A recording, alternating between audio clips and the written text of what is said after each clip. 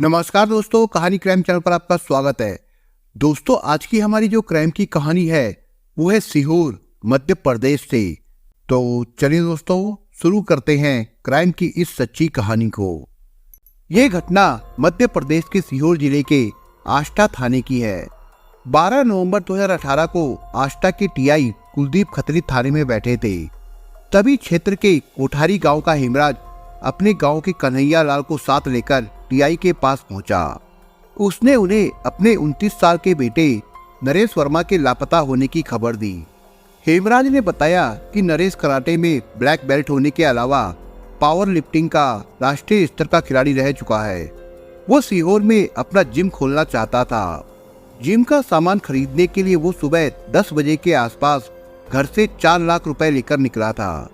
उसने रात 8-9 बजे तक घर लौटने को कहा था, लेकिन जब वो रात 12 बजे तक नहीं आया तो हमने उसके मोबाइल पर संपर्क करने की कोशिश की, पर उसका फोन बंद मिला। उसके दोस्तों से पता किया तो उनसे भी नरेश के बारे में कोई जानकारी नहीं मिली।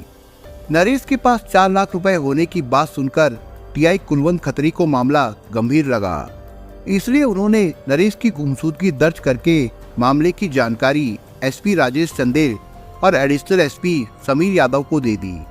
वरिष्ठ पुलिस अधिकारियों के निर्देश पर टीआई खत्री ने जब हेमराज सिंह से किसी पर शक होने के बाबत पूछा तो उसने बादशाही रोड पर रहने वाले सुहेल खान का नाम लिया। उसने बताया कि सुहेल व उसके बेटे नरेश का वैसे तो कोई मेल नहीं था। इसके बावजूद काफी लंबे समय से नरेश का सुहेल के घर आना जाना काफी बढ़ गया था। सुहेल और नरेश की दोस्ती किस तरह बनी और बढ़ी थी, इस बात की जानकारी हेमराज को भी नहीं थी, परंतु लोगों में इस तरह की चर्चा थी कि सुहेल की खूबसूरत बेटी इसका कारण थी। और घटना वाले दिन भी नरेश के मोबाइल पर सुहेल का कई बार फोन आया था। हेमराज ने आगे बताया कि जब देर रात तक नरेश घर नहीं लौटा तो हमने सुहेल से भी संपर्क किया। उसने बताया कि नरेश के बारे में उसे कुछ पता नहीं है। इतना ही नहीं, नरेश का अच्छा दोस्त होने के बावजूद सुहेल ने उसे ढूंढने में भी रुचि नहीं दिखाई। ये जानकारी मिलने के बाद एडिशनल एसपी समीर यादव ने सीहोर कोतवाली की टीआई संध्या मिश्रा को सुहेल की कुंडली खंगालने के निर्देश दे दिए। टीआई संध्या मिश्रा ने जब सुहेल के बारे में जांच की तो पता चला कि सुहेल कई बार नशीले पदार्थ बेचने के आरोप में गिरफ्तार किया जा चुका है। इसके बाद अगले ही दिन पुलिस ने सुहेल के घर पर दबिश डाली, लेकिन सुहेल घर पर नहीं मिला। घर में केवल उसकी बीवी इशरत और बेटा अमन मिले। सुहेल के बारे में पत्नी इशरत ने बताया कि उनकी तबीयत खराब हो गई थी और वो भोपाल के एलबीएस अस्पताल में भर्ती है। उनकी तबीयत को क्या हुआ पूछने पर परिवार वालों ने बताया कि कभी कभी अधिक नशा करने पर उनकी ऐसी ही हालत हो जाती है। इस बार हालत ज्यादा खराब हो गई, जिससे वो कुछ बोल भी नहीं पा रहे थे। ये बात एडिशनल एसपी समीर यादव के दिमाग में बैठ गई, क्योंकि सुहेल की तबीयत उसी रोज खराब हुई जिस रोज से नरेश गायब हुआ था। दूसरे अब तक तो वो तबीयत खराब होने पर बातचीत करता था, लेकिन पहली बार ऐसा हुआ कि वो बोल भी नहीं पा रहा था। यादव समझ गए कि वो ना बोल पाने का नाटक पुलिस पूछताछ से बचने के लिए कर रहा है। इसलिए उन्होंने आष्टा थाने के टीआई को जरूरी निर्देश देकर सुहेल से पूछताछ के लिए भोपाल के एलबीएस अस्पताल भेज दिया। सुहेल से पूछताछ के लिए टीआई कुलदीप खत्री एलबीएस अस्पताल पहुंच गए। उन्होंने वार्ड में भर्ती सुहेल से पूछताछ की तो उसने पुलिस की किसी बात का जवाब नहीं दिया। तब टीआई अस्पताल से लौट आए, लेकिन उन्होंने उस पर नजर रखने के लिए सादे कपड़ों में एक कांस्टेबल को वहीं छोड़ दिया। पुलिस के जाने के कुछ देर बाद सुहेल जेब से मोबाइल निकालकर किसी से बात करने लगा। ये देखकर कांस्टेबल चौंका और समझ गया कि सुहेल वास्तव में ना बोल पाने का ढोंग कर रहा है। ये बात उसने टीआई कुलदीप खत्री को बता दी। अब टीआई समझ गए कि जरूर नरेश के लापता होने का राज सुहेल के पेट में छिपा है, लेकिन सुहेल इलाज के लिए अस्पताल में भर्ती था। डॉक्टर की सहमति के बिना उससे अस्पताल में पूछताछ नहीं हो सकती थी। तब पुलिस ने सुहेल के बेटे और पत्नी को पूछताछ के लिए उठा लिया। सांप की पूंछ पर पैर रखो तो वो पलटकर काटता है, लेकिन पैर अगर उसके फन पर रख दिया जाए तो वो बचने के लिए छटपटाता है। यही इस मामले में भी हुआ। जैसे ही सुहेल को पता चला कि पुलिस उसके बीवी बच्चों को थाने ले आई है तो वो खुद ब खुद स्वस्थ हो गया। इतना ही नहीं, अगले ही दिन वो अस्पताल से छुट्टी करवाकर पहले घर पहुंचा और वहां से सीधा आष्टा थाने के लिए रवाना हुआ। सुहेल भी कम शातिर नहीं था। वो किसी तरह पुलिस पर दबाव बनाना चाहता था। इसलिए आष्टा बस स्टैंड से थाने की तरफ जाने से पहले उसने सल्फास की कुछ गोलियां ले ली थी। सल्फास जितना तेज जहर होता है उतनी ही उसकी तेज दुर्गंध भी होती है। सुहेल का इरादा कुछ और था, लेकिन उसने एक गलती कर दी, जिसके बाद उसने तुरंत थाने पहुंचने की सोची। लेकिन थाने से बाहर कुछ दूरी पर गिरकर वो तड़पने लगा था। पुलिस को इस बात की खबर लगी तो उसे पहले आष्टा फिर सीहोर अस्पताल पहुंचाया गया, लेकिन उपचार के दौरान सुहेल की मौत हो गई। सुहेल की मौत हो जाने से पुलिस को सुहेल की बीवी और बच्चे को छोड़ना पड़ा। अब तक पुलिस पूरी कहानी समझ चुकी थी। नरेश के साथ जो कुछ भी हुआ है उसमें सुहेल और उसके परिवार का ही हाथ है। हकीकत जानते हुए भी एडिशनल एसपी समीर यादव को कुछ दिनों के लिए जांच का काम रोक देना पड़ा। कुछ दिन बाद फिर जांच आगे बढ़ी तो सुहेल की बीवी और बेटे से पूछताछ की गई, लेकिन वे कुछ भी जानने से इनकार करते रहे। इस बीच पुलिस ने नरेश की कॉल डिटेल्स निकलवा ली, जिसमें पता चला कि नरेश की दिन में कई बार सुहेल से बात होती थी। इतना ही नहीं, सुहेल की पत्नी के अलावा सुहेल की जवान बेटी रुकैया से भी नरेश की अक्सर बातचीत होने के सबूत मिले। घटना वाले दिन भी नरेश और सुहेल के बीच कई बार बात हुई थी। जिस समय नरेश का मोबाइल बंद हुआ था तब वो उसी टावर के क्षेत्र में था जिसमें सुहेल का घर है। अब तक पुलिस के सामने ये साफ हो चुका था कि जिस रोज नरेश यादव गायब हुआ था वो सुहेल के घर आया था, यानी उसके साथ अच्छा बुरा जो भी हुआ इसी इलाके में हुआ था। इस इलाके में सुहेल का मकान ही एक ऐसा ठिकाना था जहां नरेश का लगभग रोज आना जाना था, लेकिन पुलिस पूछताछ से पहले ही उसकी मौत हो चुकी थी। इसलिए ये मामला पुलिस के सामने बड़ी चुनौती बनकर खड़ा हो गया था। पुलिस अभी और सबूत हासिल करना चाहती थी ताकि सुहेल की बीवी से पूछताछ की जा सके। ASI RS. शर्मा ने सुहेल के घर के आसपास के रास्तों पर लगे सीसीटीवी की फुटेज चेक की। जल्द ही इसके अच्छे परिणाम सामने आए। पता चला कि 12 नवंबर की सुबह कोई 4 बजे सुहेल 4 बार अपनी एक्टिवा से बाहर निकला और एक निश्चित दिशा में जाकर वापस आता हुआ दिखा। जाते समय हर बार उसकी एक्टिवा पर प्लास्टिक का एक बोरा रखा था जो सफेद रंग का था। इतनी रात में किसी काम से आदमी का एक ही दिशा में 4-4 बार जाना संदेह पैदा कर रहा था। पता नहीं उन बोरों में वो क्या लेकर गया था। इस बारे में पुलिस ने सुहेल की पत्नी इशरत और बेटे अमन से पूछताछ की। इस पर उनका कहना था कि नशा करके वो आधी रात में कहाँ आते जाते थे, इस बारे में उन्हें कुछ नहीं पता। पूछने पर वो झगड़ा करने लगते थे, इसलिए उनसे कोई बात नहीं करता था। मुख्य संदिग्ध सुहेल की मृत्यु हो चुकी थी, इसलिए ये दोनों माँ बेटे सारी बात उसके ऊपर टालकर बच निकलना चाहते थे। लेकिन पुलिस उनकी मंशा जान चुकी थी। उनके साथ वो सख्ती भी नहीं करना चाहती थी। लिहाजा पुलिस टीम ने उन रास्तों की जांच की जो सुहेल के घर से निकलकर आगे जाते थे। उन रास्तों से पुलिस करबला तक पहुंच गई। वहीं पर पुलिस को सीवर नदी में सफेद रंग के बोरे तैरते हुए दिखे। प्लास्टिक के उन बोरों के ऊपर मक्खियां भिनभिना रही थी। अब शक करने की कोई गुंजाइश नहीं रह गई थी, क्योंकि सुहेल भी हर बार अपनी एक्टिवा पर घर से सफेद रंग की प्लास्टिक के बोरे लेकर निकला था।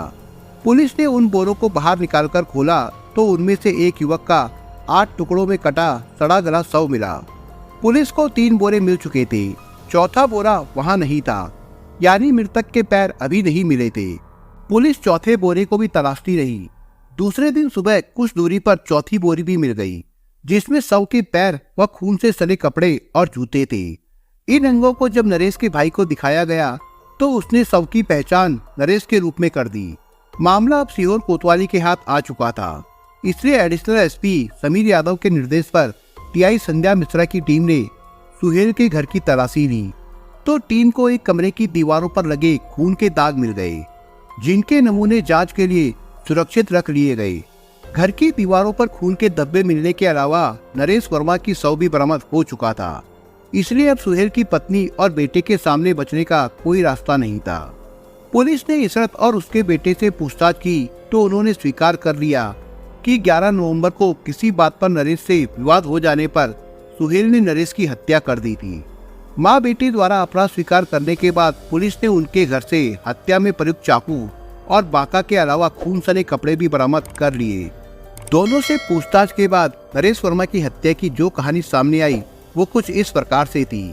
मध्य प्रदेश के सीहोर जिले के कोठारी गांव के रहने वाले नरेश को बचपन से ही खेलों में रुचि थी। उम्र बढ़ने के साथ उसकी खेलों में रुचि और भी बढ़ती गई।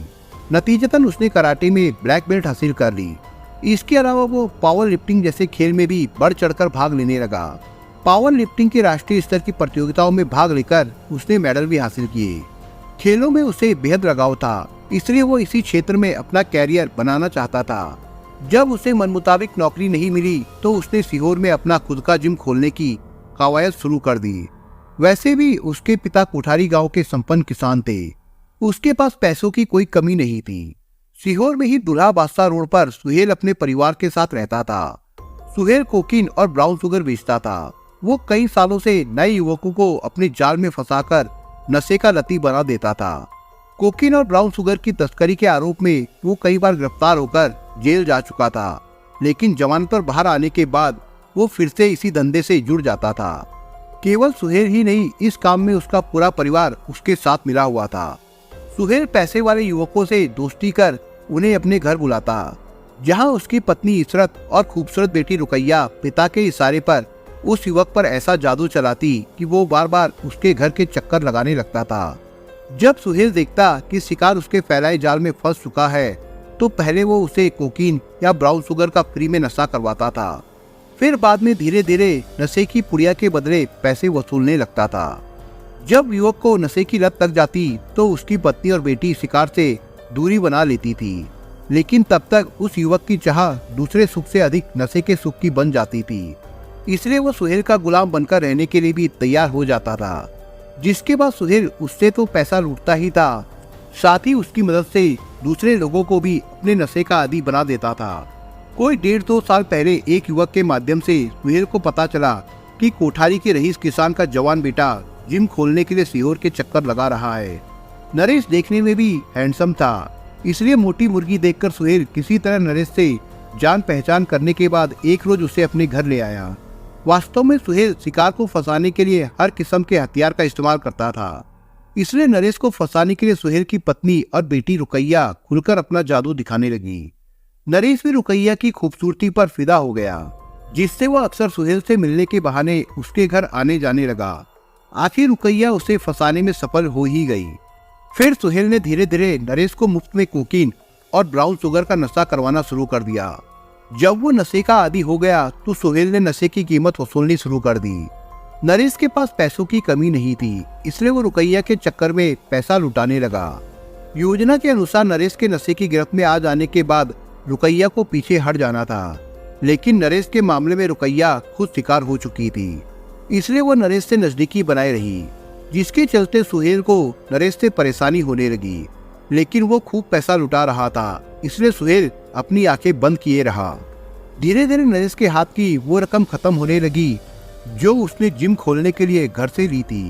पैसा खत्म हो गया तो सुहेल उसे उधारी में नशे की पुड़िया देने लगा। इसमें सुहेल को कोई परेशानी नहीं थी, उसे डर केवल इस बात का था कि रुकैया और नरेश को लेकर समाज में कोई बवाल खड़ा ना हो जाए, इसलिए वो नहीं चाहता था कि अब नरेश उसके घर आए।